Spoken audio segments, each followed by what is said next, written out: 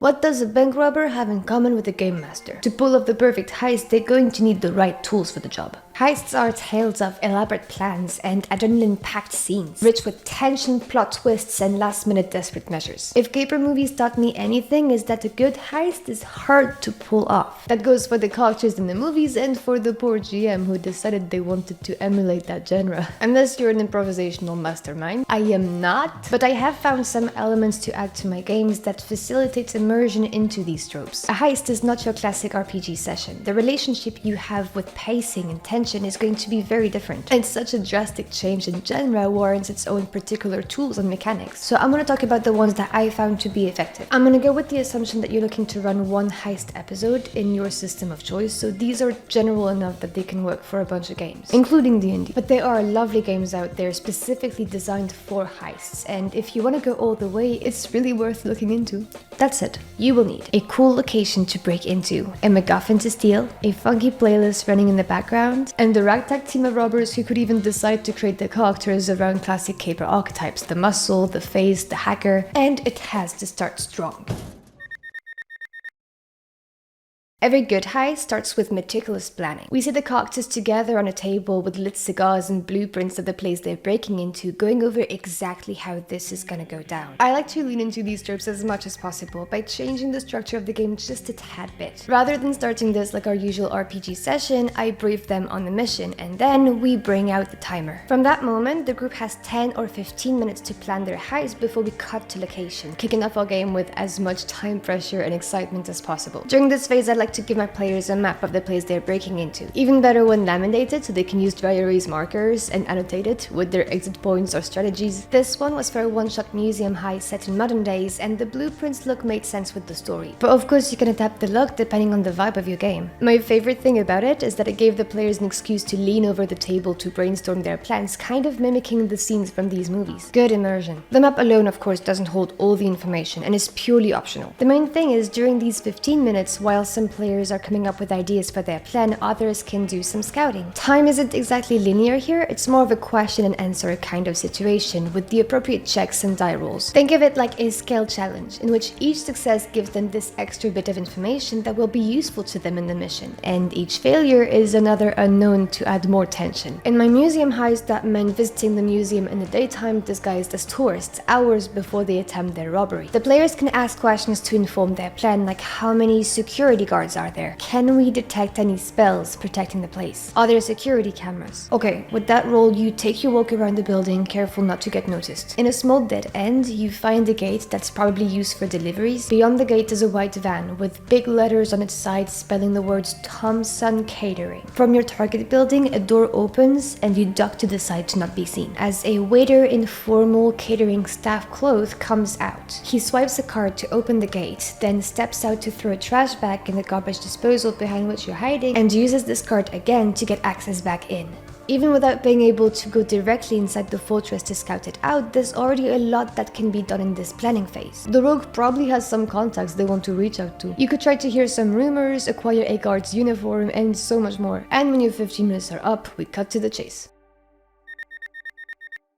Second thing, I give my players gadgets, something cool that they get to use for this mission. You can get super creative with these and as tropey as you want. If you play D&D, there are plenty of magic items that could be super useful here. You can load spell beads with spells like Gift of Gab or Sleep for a D&D version of Chloroform. Or Sending Stones could help you with emergency communication if the team splits up. These items could be found on site as the players are executing their plan, or you could even give it to them from the beginning. If it's a one-shot and it makes sense to do so, I offer them a whole selection of items during the setup phase from which they can only choose a few. And then it's up to them to choose the right tools. What items they choose also helps them come up with their plan. These are going to vary a lot depending on whether you're playing modern days, fantasy, or even science fiction spaceship heists. Really, there are endless possibilities. Here I have stuff like a smoke bomb ring, a replica of the item they're meant to steal, and a shoe with lockpicking tools hidden inside the heel. And duct tape as a freebie. Because duct tape is cool, and I know my players will find some creative and completely crazy way to use it.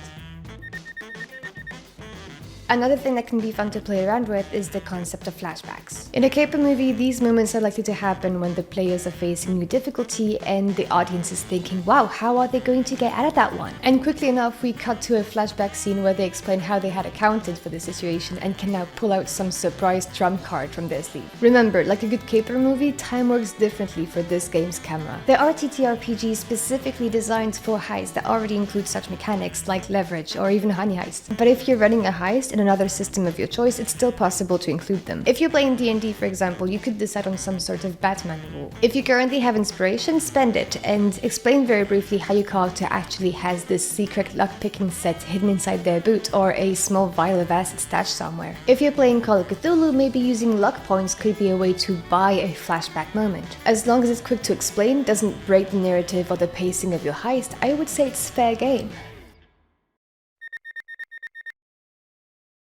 The perfect plan doesn't exist. Not for the robbers, not for the players, and definitely not for the GM. Any plan will always end up going sideways when you actually act it out with a team and a bunch of random numbers and some dice. Failing is part of the game and part of the fun, especially in a heist. These moments of heightened tension are often the most exciting ones, and leaning into them isn't a bad attitude when running an action-oriented game. Some of my favorite memories from the Call of Cthulhu game I play in came from failure, and that's because Jack, my GM, fully embraces the concept of failing forward. There's a good chance you've heard of it before. If you haven't, roughly put, instead of saying you fail your role and therefore you don't achieve what you wanted to achieve, we say you still can achieve your goal, but that will come at a cost. For example, something goes wrong, you lose resources in the process, or you find yourself facing a new difficulty. Ooh, that's not a great roll. You take out your tools and start working on unlocking the electrical closet of the security room. Working under pressure, you're not as attentive to your surroundings as you would like to be. You sigh in relief when you finally hear the click of the lock turning, but that moment is short-lived. There are footsteps in the corridor heading in your direction. All you have time to do is hide inside the closet you just unlocked as a couple of guards enter the room and comfortably sit in front of the monitors, right between your hiding spot and your way out. Failing forward is a GM skill that can level up any game, but especially in a heist, it can be channeled into escalating the tension, which is exactly what we want. Instead of halting the game, failure means doubling down on danger. We've made some good progress, had a few close calls, and now we're inches away from our target. Time to get ready for the finale. But now, a twist. The best parts of a heist aren't where everything is going according to plan, light and breezy, without difficulty. It's the moments of suspense and crazy improvisation when it looks like everything could come crashing down any minute. Even if the group thought they had planned for everything, there's maybe one more plot twist, one crazy turn of events that could put a wrench in their masterful plan. I like to have one last trick up my sleeve, a last trump card I can use to surprise my players and escalate the situation if need be. Just to be clear, you might not actually need to use this. The entire point of its existence is to remedy if the action has become too mellow or too easy, not to be antagonistic to your players. If your players already did a great job at rendering this heist filled with chaos and adrenaline, then don't force them into your escalation, lean into theirs. If they set themselves up for an awesome rooftop chase, then rooftop chase it is. But just in case, it's nice to have a plan B in your back pocket. As always, your pre-session prep is more what you'd call guidelines than actual rules. I think of it this way, what's most likely to happen in a heist is tension will keep escalating until you get to the grand prize. In that vault is where the last face-off and this blaze of glory is likely to go down. So to feel that proper action movie climax, drop your trump card here. Maybe your employer is leaving out something and has their own plan. Maybe someone else is trying to pull a heist for the same item as yours. Maybe security shutters roll down the windows as the building goes on lockdown and now you have to figure out how to escape by disabling the protocol. Maybe the item you're about to steal turns out to be cursed and is causing the party members to turn on each other. Maybe for whatever reason the whole building is set to explode. Just one is enough. But that way you can make sure to give them a finale as epic as can be. And that's all I have for this one. Hopefully some of it will be of use to you. Also, I need to say, there's suddenly a lot of people watching these, which is amazing, and being so unbelievably nice in the comments too and getting me super hyped to do more. And I realized I didn't even introduce myself and say my name. So hi, I'm Val, and I'm really happy you're here. Thanks a bunch, and I'll see you soon.